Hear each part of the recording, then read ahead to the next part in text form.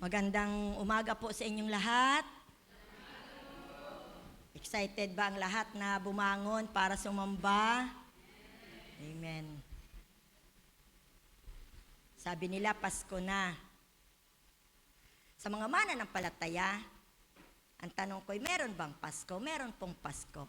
Kasi ang Pasko ay nangangahulugang hindi sa regalo at hindi rin sa matatanggap natin. Kundi ang Pasko ay pag-aalaala at pag-celebrate na merong isang sanggol na isinilang para sa kaligtasan natin.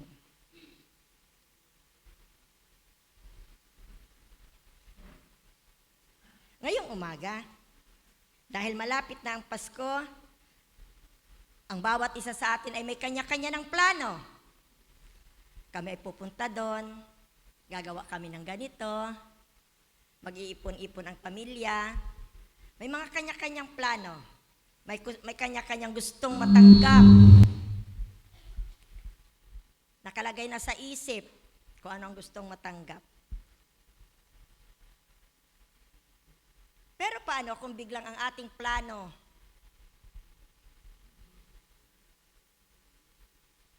ay magbago? Ang ating mga gustong gawin ay hindi na mangyayari dahil merong isang balita tayong natanggap na makapagpapabago ng lahat ng ito. Ano ang ating mararamdaman?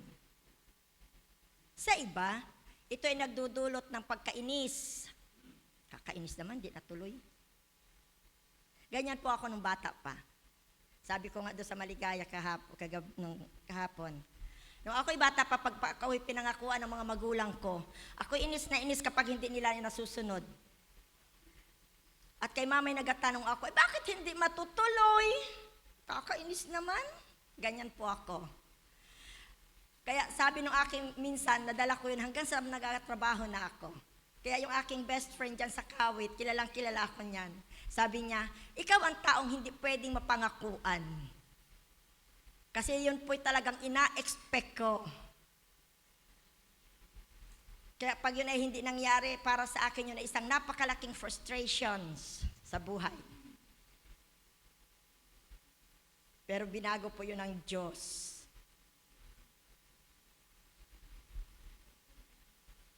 Kaya siguro, sabi nila, sa magkapatid, ikaw ang pinaka-sensitive. Kasi ganun ko po inapahalagahan ang bawat salita na inabigkas ng isang tao. Napakahalaga po sa akin ang salita ng isang tao. Pero papaano kung ganito binago ng Diyos ang ating mga pinapahalagahan, ang ating mga gusto at ang ating mga pangarap? Katulad ng mga sa kabataan sa panahon natin ngayon, maaaring sabihin nila, napaka-KJ ng Diyos. Sa isang taong naglilingkod sa Diyos, na para bang kaya siya nagalingkod, ay dahil gusto niyang ibigay ang buhay niya at the same time, makamit ang lahat ng bagay na inaasahan niya sa Diyos. Kaya para sa kanya, kapag nakaranas ng pagsubok, nakaranas ng suliranin, ng problema, agad ay bumabagsak. At ang kanyang reaksyon ay lumayo, tumalikod, at ang pinakamabigat, ang mawalan ng tiwala sa Diyos. Pero mali, mga kapatid. Kaya kahit ang mga pahayag at ang mga mensahe, minsan ay ayaw na nating marinig. Dahil pakiramdam natin, unfair naman si Lord. Pero alam po ba natin na ang mga kapahayagan at ang mensahe ng Diyos ay napakahalaga? Dahil ito ang daan para sa isang tunay na pagbabago ng ating mga buhay. Ito ang pwedeng magbigay sa atin ng kakayahan na magtagumpay. Ang mga mensahe at ang mga pahayag mula sa Diyos ang siyang susi para sa isang malapit na kaugnayan sa Diyos. Ako po'y naniniwala na kapag ang isang tao ay hindi na kailanman makarinig ng salita ng Diyos o ng anumang kapahayagan mula sa Diyos, wala na rin pong kabuluhan ang buhay niya.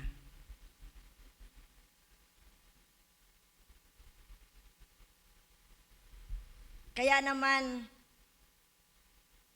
ang kapahayagan mula sa Diyos ang magdadala sa atin at magiging daan para sa pagbabago ng mga pagkatao mula sa ating mga masamang imahe, ng uri ng ating pamumuhay at ng ating mga pinahahalagahan.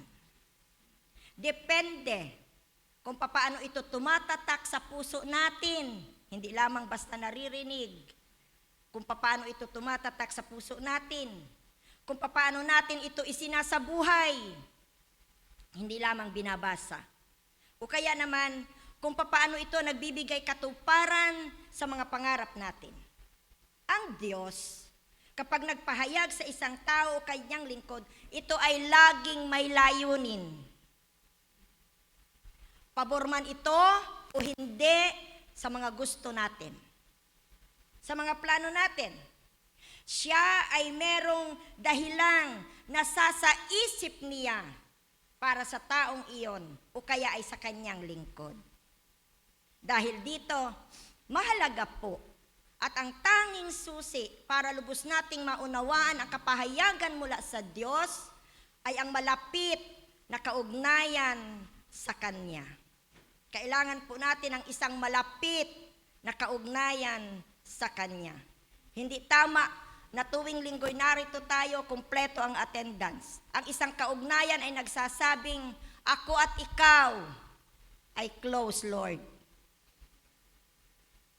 Sa mag-asawa, kapag may tampuhan, ang pakiramdam ay hindi maganda. Pero kapag sila ay walang tampuhan, ganon ang kaugnayang malapit. Nagagawa mong maglingkod sa asawa at sa Diyos, kung ganito kalapit ang ating kaugnayan, nagagawa rin nating maglingkod.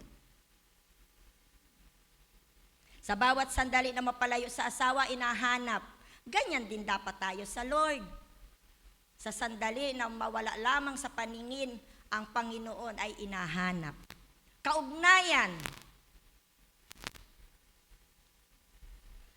Kaya kapag dumating ang mga pagsubok, ang mga suliranin, tayo ay merong lakas para ito ay harapin. Noon, sa panahon natin ngayon, ang Diyos ay nangungusap o nagpapahayag sa pamamagitan ng Biblia. Kaya napakahalaga po nito ng mga pangyayari ng iglesia. Kaya huwag kayong maalis sa iglesia. At ng banal na espiritu. Noon, sa panahon ng mga alagad, ang Diyos ay nangungusap sa pamamagitan ng kanyang sarili mismo, ng mga panaginip ng mga propeta. Kaya naman, sa Isaiah chapter 7, verse 14, Isaiah chapter 7, verse 14, ay merong isang kapahayagan, ang Diyos mismo ang nagbigay ng palatandaan. Dahil dito, si Yahweh mismo ang magbibigay sa inyo ng palatandaan. Maglilihi ang isang dalaga at manganganak ng isang sanggol na lalaki at tatawagin sa pangalang Emmanuel. Hindi lamang ipinahayag, sabi po ay palatandaan. Kapag sinabi nating palatandaan, ito'y tatak, ito'y ebidensya. Kaya ang Diyos mismo, hindi iba, ang Diyos mismo ang nagpahayag dito at nagbigay ng palatandaan. Ang Diyos, kapag nagsabi, ito'y tiyak na kanyang tutuparin. Saan man at kailanman ang Diyos ay maaasahan sa kanyang salita. Mga Bilang chapter 23, verse 19. Kaya sa Lucas chapter 1, verse 26 to 38, ang atin pong teksto ngayong umaga, makibasa po kayo sa akin. Lucas chapter 1, verse 26 to 38.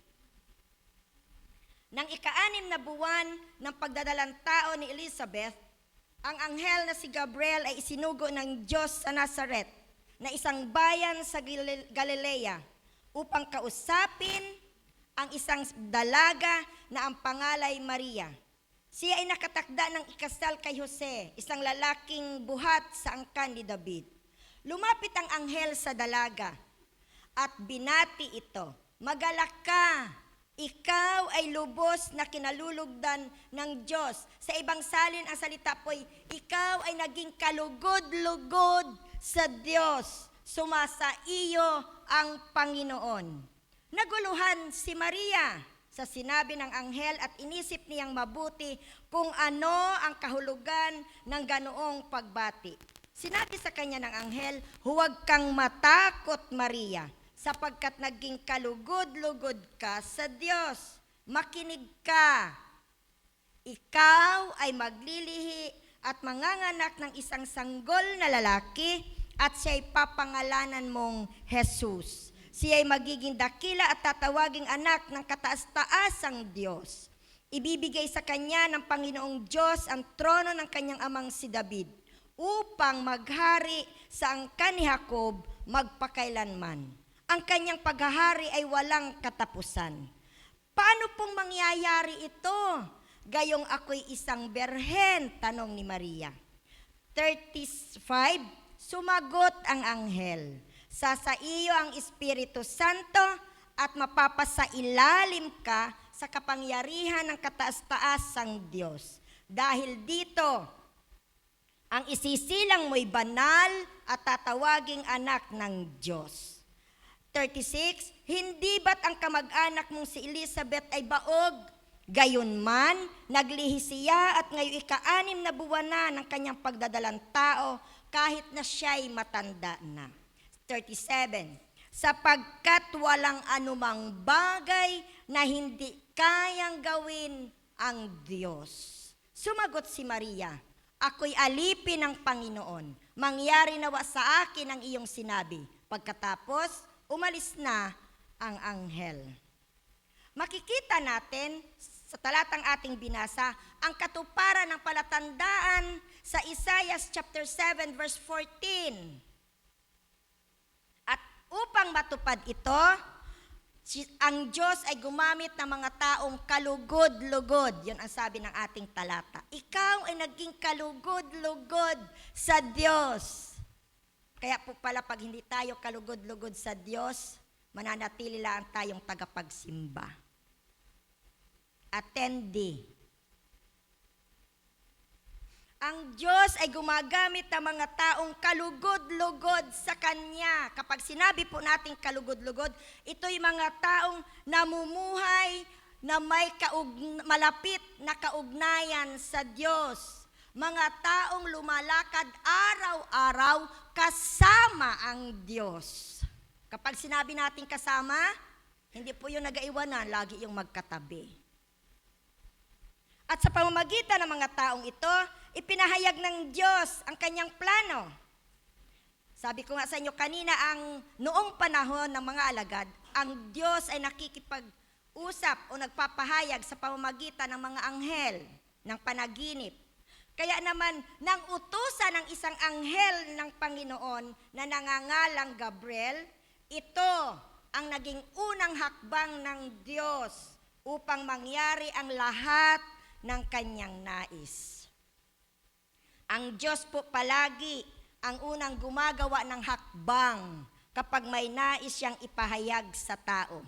At ang Diyos din ang lumalapit sa tao kapag nais niya itong gamitin. Kapag nais ng Diyos na gamitin ang buhay natin, ano po ang maaasahan natin sa Diyos? Ano ang maaasahan natin sa Diyos kapag nais niyang gamitin ang buhay natin? Una, ang Diyos ang magsasaayos nito. Verse 26b to 27a. Ang sabi, ang anghel na si Gabriel ay isinugo ng Diyos sa Nazaret upang kausapin ang isang dalaga na ang pangalay Maria.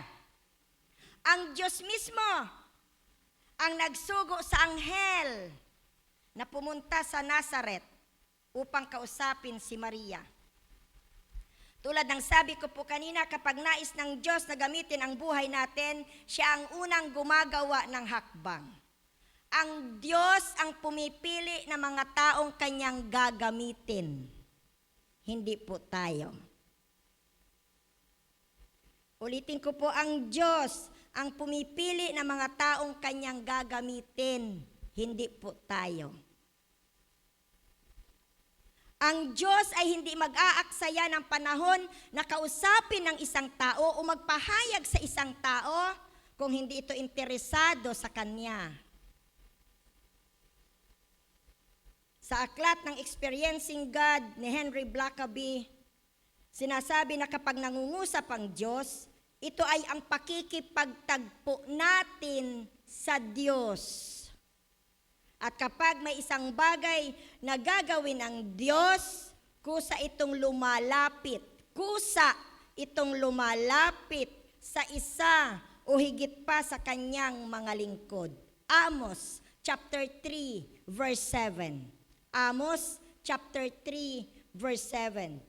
Tunay na si Yahweh ay di gumagawa ng anumang hakbang na hindi ipinababatid ang kanyang balak sa kanyang mga lingkod.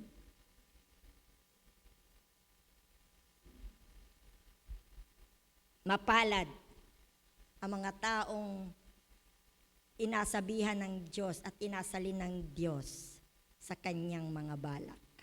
At ganito ang ginawa ng Diyos kay Maria. Sa pamamagitan ng anghel, sinabi kay Maria kung ano ang balak ng Diyos. Sa verse 31 ng ating teksto, sabi, makinig ka, sabi ng anghel kay Maria. Ikaw ay maglilihi at manganganak ng isang sanggol na lalaki at siya'y pangangalanan mong Jesus. Ito ang plano ng Diyos. At ito'y ipinaalam niya mismo kay Maria. Isang dalaga na nakatakdang ikasal, ang sinabihan na maglilihi at manganganak. Kung kayo po ang ikakasal pa lang, sasabihan na maglilihi at manganganak, ano pong mararamdaman nyo? Kaya sabi ng ating teksto, ito'y pinag-isipang mabuti ni Maria. Bakit nga po hindi? Ay ikakasal ka pa lamang ay maglilihi ka na at manganganak. Ano na lamang ang mangyayari sa kasalan? Pakakasalan pa kaya siya ni Jose kapag na lamang siya ay nagdadalang tao? At kahit sa panahon po natin ngayon, sa mga kalalakihan, kapag kayo ikakasal at nalaman ninyo ang inyong pakakasalan ay nagdadalang tao at hindi sa inyo, pakasalan pa kaya ninyo?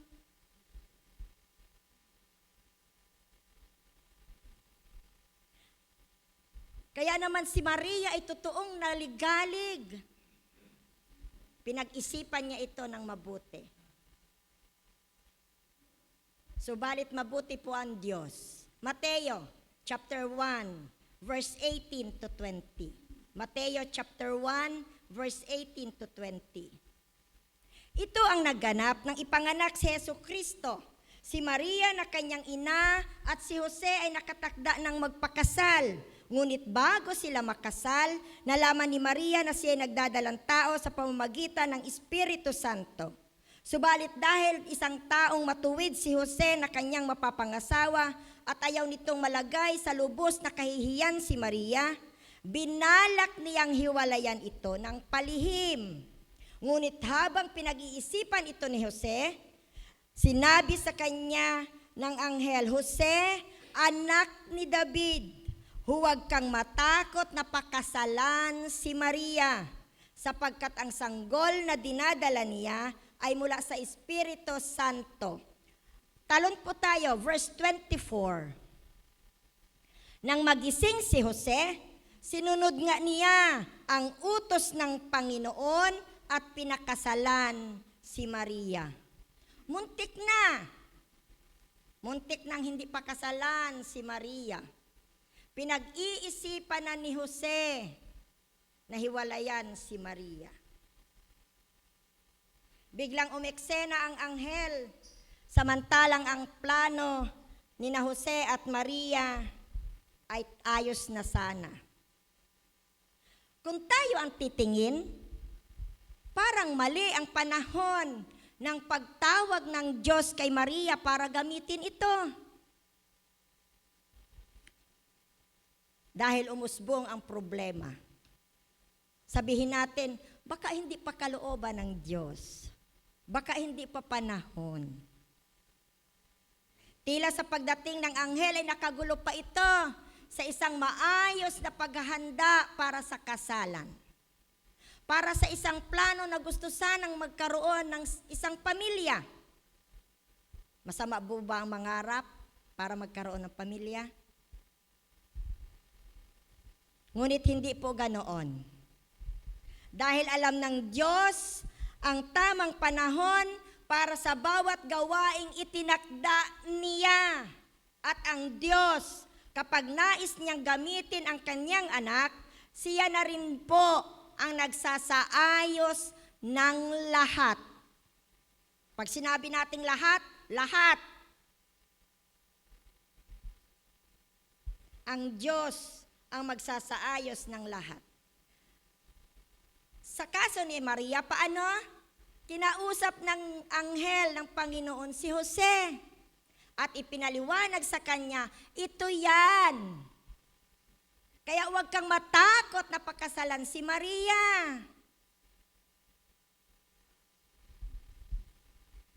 Nang maipaliwanag ng anghel kina Jose at Maria ang plano ng Diyos, sila mismo ay isinaayos ang kanilang kaugnayan sa Diyos. Si Jose, sabi natin pagkagising sinunod ang sinabi ng anghel. Palatandaan ng pagsunod at pagkilala sa pagkapanginoon nito ng Diyos sa buhay niya.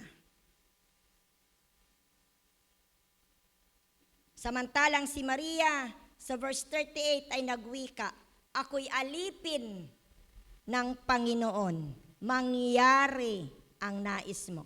Isang salita na nangangahulugan ng pagpapaubaya. Mangyari ang kalooban mo ng pagsunod at ng pagsuko. Ang takot ni Jose at ang kanyang agam-agam ay pinawi ng Diyos. Isang katunayan na isinaayos ng Diyos ang lahat ng bagay.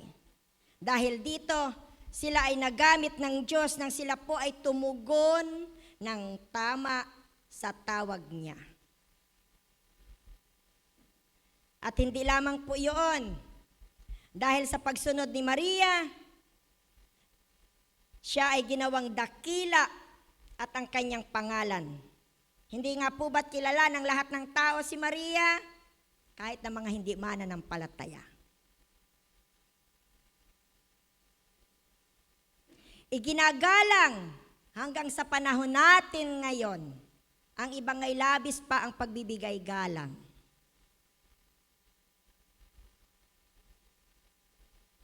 Kaya po nang lumapit ang anghel kay Maria, ang kanyang bati sa verse 28, matuwa ka. Bakit? Ikaw ay naging kalugod-lugod sa Diyos. Sumasa iyo ang Panginoon. Ay tunay. Paano naging tunay na kalugod-lugod si Maria? Sabi ng verse 20, sabi ng Diyos, ng anghel kay Jose, huwag kang matakot na pakasalan si Maria sapagkat ang dinadala niya ay mula sa Espiritu Santo. Alin po ang nauna? Ang kalooban ng Diyos o ang gusto ni Maria? Bago siya pinakasalan ni Jose, nangyari na ang kalooban ng Diyos. Meaning, inuna ni Mariang sundin ang kalooban ng Diyos kaysa sa gusto niya. Hindi niya sinabing, Lord, magpakasal muna naman ako bago ako maglihi. Hindi po niya sinabi. Mangyari ang nais mo. Ito ang kanyang nabanggit. Isang pagpapaubaya sa kung ano ang gusto ng Diyos.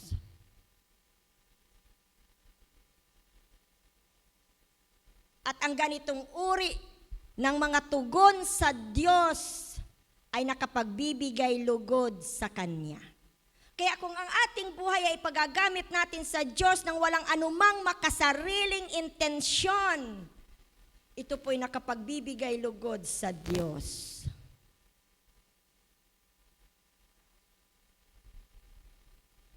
Hindi lamang po sina Jose at Maria ang nais gamitin ng Diyos. Mateo chapter 28 verse 19 to 20. Mateo chapter 28 verse 19 to 20. Kaya't humayo kayo. Sa panahon natin ngayon, sino pong inakausap?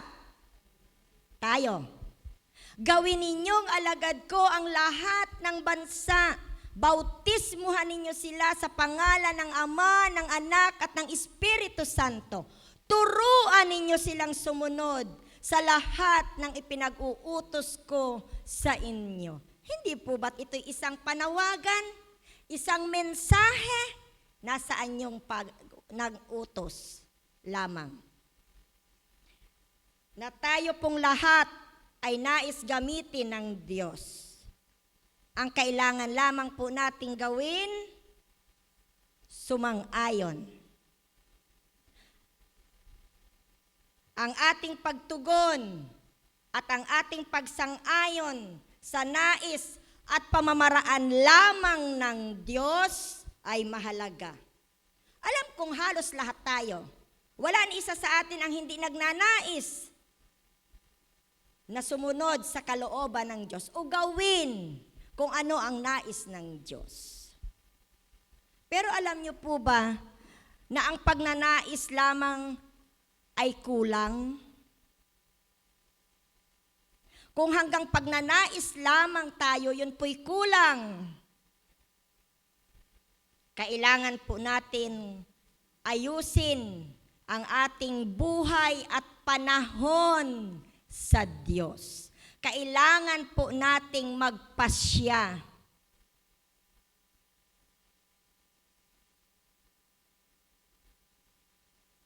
Kung tayo po ay magpapagamit sa Diyos, isasaayos niya po ang buhay natin. Sabi ko nga po kanina, lahat. Nang makita ng Diyos ang puso ni Maria, isinaayos niya ang buhay ni Maria. Isinaayos niya ang mga pangyayari sa buhay ni Maria. Kaya si Maria ay nakatugon ng tama. Kapag nais ng Diyos na gamitin ang buhay natin, ano ang maasahan natin sa Diyos? Ikalawa, ang Diyos ang magpapalakas. Verse 30. Kaya't sinabi sa kanya ng anghel, huwag kang matakot, Maria, sapagkat kinalulugdan ka ng Diyos. Sa ang Biblia version po, ganito ang salin. Huwag kang matakot, Maria, sapagkat nakatagpo ka ng paglingap ng Diyos. Kapag tayo ay nagsabi ng nakatagpo, ito'y nakahalubilo, nakaranas, naramdaman. At ang mga salitang ito'y ipinahayag ng anghel kay Maria nang panahong si Maria ay naliligalig at pinag-iisipang mabuti kung ano ang gustong ipagawa sa kanya ng Diyos. Mga panahong hindi siya nakahanda. Kaya nang si Maria ay gamitin ng Diyos, naroon ang takot niya. Subalit ipinadama sa kanya ng anghel na kasama niya ang Diyos. At ang lahat ng kailangan upang maisakatuparan ang plano ng Diyos sa pamamagitan niya ay ang Diyos din ang siyang mag-ooperate. Ang kapahayagang huwag matakot ay isang salitang tumitiyak kay Maria at sa ating lahat na hindi tayo pababayaan ng Diyos.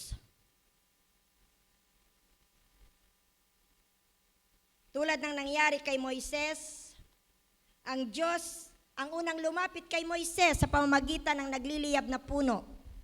Nang utusan niya si Moises na makipagkita sa Paraon at sabihin sa Paraon napalayain ang mga Israelita. Ngunit si Moises ay tumugon, ako po'y hindi magaling magsalita. Naroon din ang kahinaan ni Moises. Ito'y nagpakita ng kanyang kahinaan. Ngunit nailigtas at alam natin ang kwento ng Biblia, nailigtas at napalaya at napangunahan ni Moises ang malaking lahing ito, hindi dahil sa galing niya at hindi dahil sa kakayahan niya, kundi dahil sa lakas na ipinagkaloob sa kanya ng Diyos.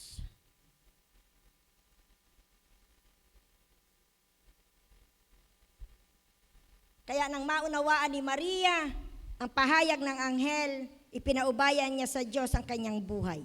At ang Diyos ang nagbigay ng lakas kay Maria sa pamamagitan ng Espiritu Santo. Hindi po sa atin. Sa pamamagitan ng Espiritu Santo.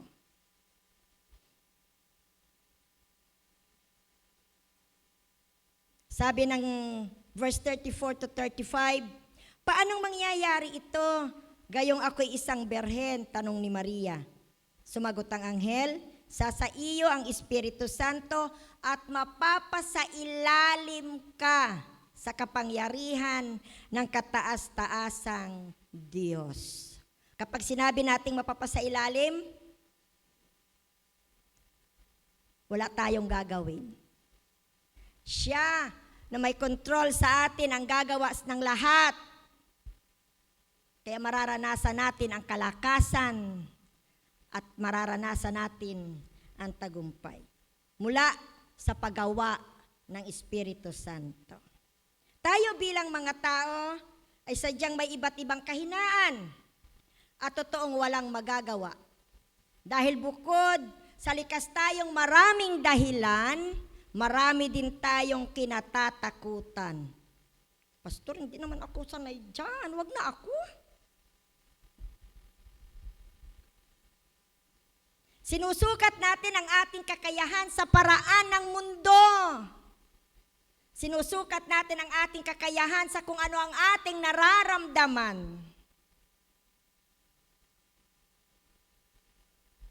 Ang ating takot, ang ating mga kahinaan at ang ating mga dahilan ay palatandaan ng kawalan ng pananampalataya.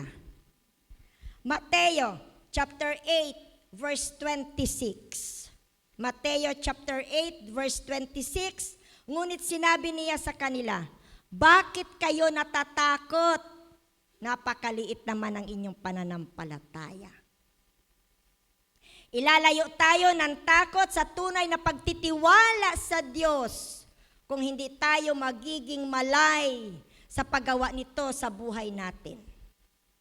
Buburahin ng takot ang lahat ng ating pagkakilala sa Panginoon.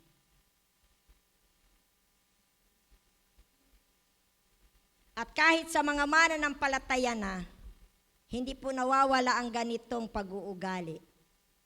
Aminin? Kaya naman kailangan natin ng lakas mula sa Diyos para magamit niya ang buhay natin at pagtagumpayan natin ang lahat ng ating takot at kinatatakutan. Pilipos chapter 3 verse 4. Filipos chapter 3 verse 4, sa Diyos ang lahat ay ating magagawa dahil sa lakas na kaloob niya sa atin. Kaya hindi nga po sa atin, sa Diyos. Isuko natin ang lahat ng ating takot, pangamba at pag-aalala sa halip. Pag-alabi natin ang ating pananampalataya at pagtitiwala sa Diyos upang maging kagamit-gamit nga po tayo sa Kanyang kaharian. At kapag nangyari ang ganito, mararamdaman po natin, ang Diyos ay gagawa sa buhay natin ng mga gawaing kasing laki niya. Kaya minsan may mga mananampalataya na nagsasabing, paano ko nagawa yon? Mamanghain tayo ng Diyos, hindi sa ating lakas, kundi sa lakas at kapangyarihan ng Diyos. Namamangha tayo. Nagugulat tayo sa ginagawa ng Diyos sa buhay natin. At ito ang kahulugan ng pahayag ng anghel na nagsasabing nakatagpo ng paglingap ng Diyos. Pananampalataya at buong pagtitiwala sa Diyos lamang ang kailangan natin dahil wala po tayong mapapangyari hiwalay sa Diyos. Kaya huwag tayong umasa sa sarili natin. Hilingin natin palagi ang lakas mula sa Diyos. Ang tagumpay ay makakamtan, ang lakas ay may lakas na makagagawa sa tulong ng banal na Espiritu. Pangatlo, ano ang maaasahan natin kapag nais ng Diyos na gamitin ang buhay natin? Ang Diyos ang magsasakatuparan. Verse 34 to 37. Paanong nang mangyayari ito? Gayong ako'y isang berhen. Tanong ni Maria. Sumagot ang anghel, sa iyo ang Espiritu Santo at mapapasailalim ka sa kapangyarihan ng kataas-taasang Diyos. Kaya't banal ang ipanganganak mo at tatawaging anak ng Diyos. Natatandaan mo ang iyong kamag-anak na si Elizabeth? Alam ng lahat na siya ay baog. Ngunit naglihi siya sa kabila ng kanyang katandaan. At ngayon ika-6 na buwan na ng kanyang pagdadalang tao. Sapagkat walang hindi mapangyayari ang Diyos. Sa simula ng pagpapahayag ng anghel kay Maria, hindi niya naunawa ang lubos ang nais ng Diyos. Ang pahayag ng anghel. Subalit dahil ang Diyos na rin ang pumili kay Maria upang gamitin para sa kanyang plano, hindi lamang niya isinaayos ang lahat, kundi pinalakas din niya si Maria sa tulong ng banal na Espiritu. Ang salitang bababa sa iyo ang banal na Espiritu ay nangangahulugang gagamitin ng Diyos si Maria. Subalit ang Diyos din ang magbibigay ng kakayahang gawin iyon ni Maria. Sabi ko nga po sa inyo kanina, kapag sinabi nating mapapasailalim, kung sino ang nagdadala sa kanya, siya ang masusunod. Kaya nagawa ni Maria ang lahat ng ito nang maunawaan niya na ang Diyos din ang mag-ooperate ng lahat ng iyon. Kaya kapag ang ating buhay ay ipapagamit natin sa Diyos, hindi na po natin po problemahin ang mga susunod na mga pangyayari. Dahil yun ay nakahanda na para sa atin. Inihanda na po ng Diyos. Kaya si Maria, ang kanya na lamang tugon, mangyari ang sinabi mo. Na ang ibig sabihin, ang Diyos ang lahat ng gagawa sa proseso ng kanyang plano. Kaya ang palatandaang ibinigay ng Diyos sa Isaias ay natupad. Siya ay naglihi at nanganak ng isang sanggol na pinangalanang Jesus.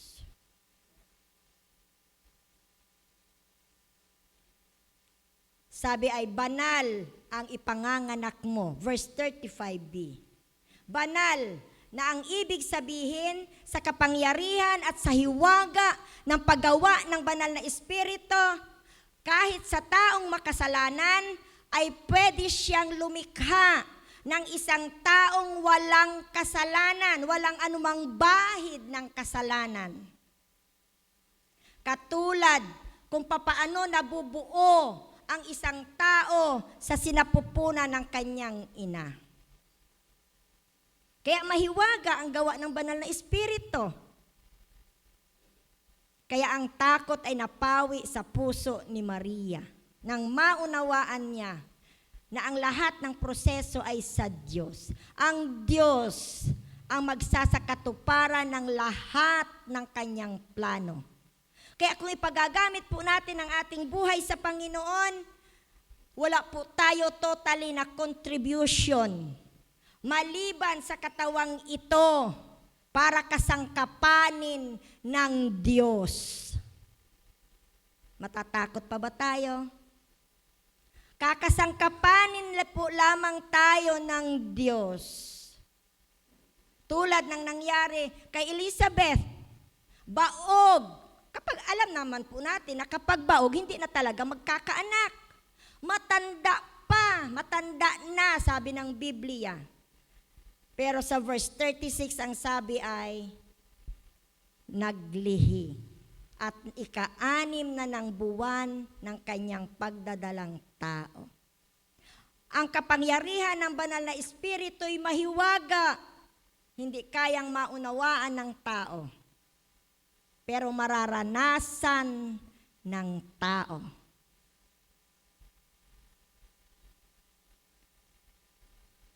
Kung nais nating gamitin ng Diyos ang buhay natin, siya po ang nagbibigay ng pagnanasa at ng kakayanan. Filipos chapter 2 verse 13. Filipos chapter 2 verse 13. Sapagkat ang Diyos ang nagbibigay sa inyo ng pagnanasa at kakayahang maisagawa ang kanyang kalooban. Kung ang Diyos ang nagbibigay ng pagnanasa at ng kakayahan, hindi po ba't mapalad ang mga taong ipinapagamit ang kanilang buhay sa Panginoon? Kasi yun palang pagnanasa na nararamdaman sa puso ay hindi tayo ang may gusto nun. Yun ay kaloob ng Diyos. At yung kakayahan na gawin ang kalooban ng Diyos ay hindi rin tayo. Kaya bakit hindi mo ipagamit ang buhay mo sa Panginoon? Bakit tinatalo tayo ng maraming mga kasabihan, ng mga maraming, ano bang tawag doon? Yung parang sabihin natin ay, hindi naman yan ang tama, ito ang tama. Mga kultura at mga kasabihan, bakit kinakain tayo ng mga ganon? Kaya minsan, pinipigilan natin ang ating sarili na maglingkod at ipagamit sa Diyos. Kung ang pagnanasa at ang kakayahan ay mula sa Diyos, bakit mo ipagdadamot ang iyong sarili?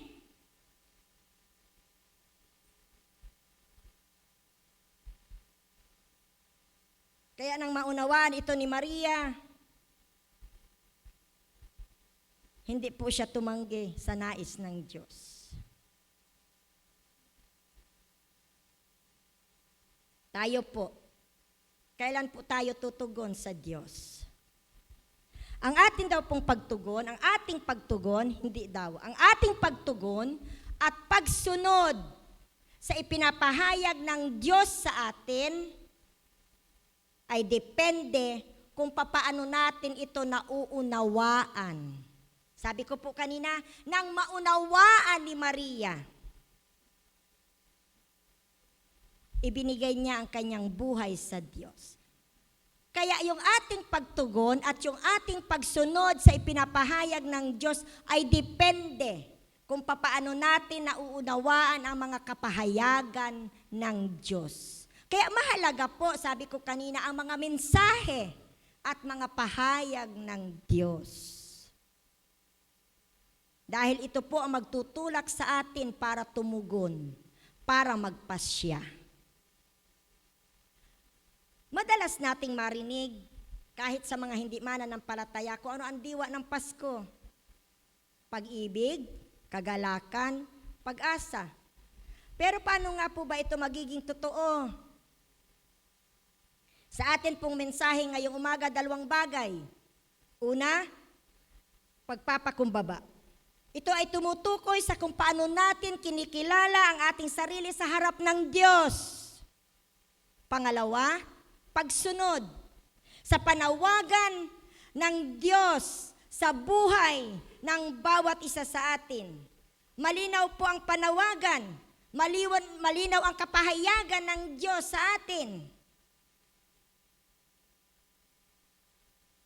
Nang tumugon si Maria, siya'y kinasangkapan ng Diyos upang maisilang ang tagapagligtas ng sangkatauhan. Hindi po kaya at sa pamamagitan din ng ating pagtugon ay maisilang ang kaligtasan ng iba? Kaya nga mahalaga ang iyong pagtugon at ang iyong pagsang-ayon. Hindi po tayo gagamitin ng Diyos kung hindi po tayo willing tulad ni Maria. Sabi ko po nga po kanina, paano kung biglang baguhin ng Diyos ang ating mga plano, ang ating mga gusto, ang ating mga hinahanap sa buhay? Paano kung biglang baguhin ng Diyos ang lahat ng yan? Susunod pa rin po ba tayo at pipiliin pa rin po ba natin ang sumunod sa kalooban ng Diyos? O magre-rebelde tayo sa Diyos? Nang ibilang ni Maria na alipin ang kanyang sarili, nakagawa ang Diyos ng malaya sa buhay niya. Ang tinatawag na alipin sa panahon ni Maria ay walang anumang karapatan. Walang anumang karapatan. Walang karapatang mga tuwiran o karapatang magreklamo man. At ganyan ang hinihingi ng Diyos sa atin. Isang pusong tulad ng saalipin. Kapag natagpuan ng Diyos ang puso natin na palaging nagpapakumbaba sa Kanya, gagamitin nga tayo ng Diyos at maisa sa katuparan ng Diyos ang Kanyang layunin sa pagkatawag sa atin. Kung paanong nagtagumpay ang Diyos sa buhay ni Maria, magiging matagumpay din ang Diyos sa buhay ng bawat isa sa atin. Kaya ang diwa ng Pasko ay magiging totoo at mararanasan natin. Hindi lamang po tuwing ganitong buwan, kundi araw-araw. Pupunuin ng Diyos ang mga puso natin ng pag-ibig para sa iba,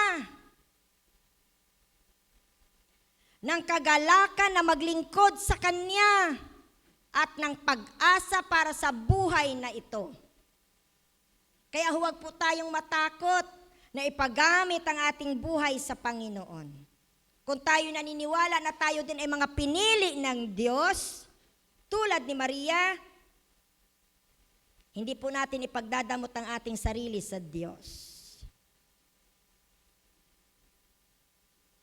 Ang kapahayagang ito ng Diyos kay Maria ay ibinigay para sa kaligtasan nating lahat. Kaya tama din na ang pagsilang ng kaligtasan ng iba ay nakasalalay sa pagtugon natin. Sa Diyos, mahalaga po ang pagtugon natin. Ang tugon mo at ang pasya mo. Nawa, maunawaan natin na hindi sa ating lakas, hindi sa ating kakayanan, gagamitin tayo ng Diyos. Dahil kapag tayo'y ginamit ng Diyos, maaasahan natin na tayo ay Kanyang palalakasin. Isasaayos niya ang lahat sa buhay natin. At ang Kanyang plano ay magkakaroon ng katuparan sa pamamagitan natin. Maligayang Pasko po, purihin po ang Panginoon.